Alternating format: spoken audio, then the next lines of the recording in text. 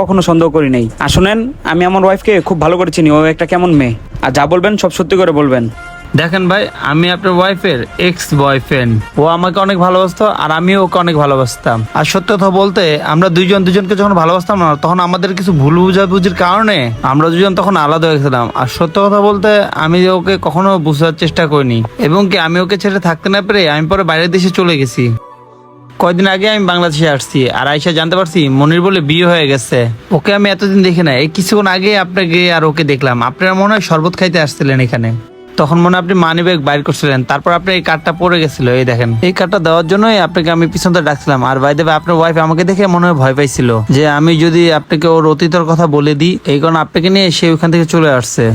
Thank you ভাইয়া, আপনি কিছু মনে করবেন না।